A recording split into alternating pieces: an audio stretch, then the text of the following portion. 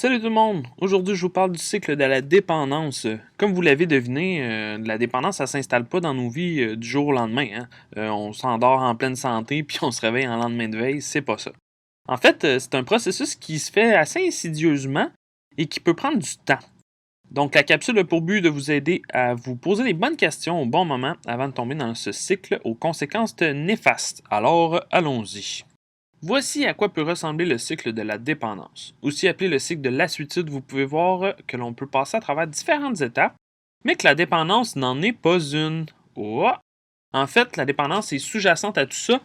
On va regarder comment. Première étape, situation de vie difficile. Ça, c'est quand le caca frappe le ventilateur, pour emprunter l'expression des anglophones. C'est toute situation dans la vie qui peut amener à avoir de la difficulté. Une rupture amoureuse, la perte d'un emploi, se faire crier après par un étranger dans la rue, réaliser qu'on n'est pas rendu où ce qu'on souhaite à 30 ans, etc.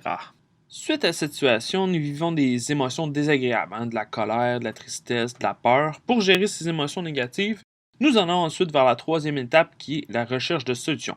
C'est le point tournant de ce cycle puisque nous aurons des pensées irréalistes ou des pensées réalistes. Donc, là, exemple de pensée irréaliste. Oh, je me suis encore fait avoir, moi qui pensais que c'était l'homme de ma vie. Dans le fond, je trouverai jamais l'amour et je vais finir ma vie seule avec mes chats. Exemple de pensée réaliste. Ah, j'aimais vraiment cette relation, mais c'est maintenant terminé. Je vais prendre le temps de guérir pour être à mon meilleur pour quelqu'un d'autre. En résumé, là, les pensées réalistes nous font croire qu'il n'y a aucune solution possible et les pensées réalistes nous amènent à voir les pistes de solutions. Ne vous inquiétez pas, nous allons nous en sortir, mais pour l'instant, continuons sur la route de la dépendance. Donc, la vie n'a plus de sens. Il n'y a aucune solution à mon problème, mais j'ai pas le goût de me sentir comme ça. Ce que je vais faire alors, je vais me diriger vers des solutions exutoires qui vont m'étourdir assez pour ne plus ressentir la douleur. Cela va amener des changements au niveau du système de récompense dans mon cerveau. Mon cerveau va commencer à comprendre que quand j'utilise ces solutions, il se sent un peu mieux. Prochaine étape, je vis un apaisement temporaire. Pendant que je suis étourdi, je me sens moins pire. Attention, c'est pas mieux, c'est moins pire. Parce qu'en dessous de tout ça, mon problème n'est pas réglé. L'étape suivante, je débuzz. C'est souvent à ce moment-là que je réalise que la situation est la même, qu'il n'y a rien qui a changé. En fait, si ça a changé, ça a empiré parce que ma solution exutoire m'a amené son lot de problèmes et de conséquences. Je peux alors vivre de la déception, de l'insatisfaction et même de la culpabilité parce que je n'ai pas su prendre les choses en main, je n'ai pas su régler ma situation. But wait, there's more! C'est pas parce que je décidé de m'étourdir que la vie m'a donné un passe-droit, hein? Mais non. Il arrive d'autres situations difficiles de la vie qui me ramènent dans le cycle où je tourne en rond sans cesse. Inutile de vous dire que les fins possibles à ce cycle ne sont pas enviables, mettons. Ouais, mais là, nous autres, on veut l'autre chemin.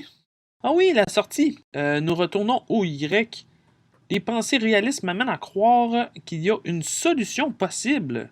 Cela nous amène à faire l'inventaire des ressources. Cette étape sert en fait à mettre sur table toutes les possibilités qui s'offrent à nous. Donc, exemple, si je suis stressé, je pourrais par exemple écouter de la musique, prendre une marche, faire du vélo, appeler un ami, etc. Donc, toutes les solutions possibles pour notre situation. Ensuite, je fais une action concrète sur moi ou sur mon environnement. Donc, dans toutes les solutions que j'ai trouvées, j'en choisis une ou plusieurs pour améliorer ma situation. Quand je vais voir que la situation se règle ou s'améliore, je vais vivre de la confiance en soi, de l'estime, de la fierté, ce qui va m'outiller à passer au travers des autres situations difficiles. Donc, ce qu'on retient de cette capsule, c'est qu'il faut se poser des questions sur soi et faire de l'introspection. C'est super important. Il faut se voir aller aussi. Les pensées vont et viennent rapidement quand on est en situation difficile et c'est important de prendre un pas de recul pour éviter de se laisser aller dans le négatif. Ça va vite souvent les pensées, il faut faire attention à ça. C'est aussi important de se dire qu'il y a toujours une solution et vous êtes en mesure de vous en sortir. Sur ce, merci d'avoir écouté et à la prochaine. Salut!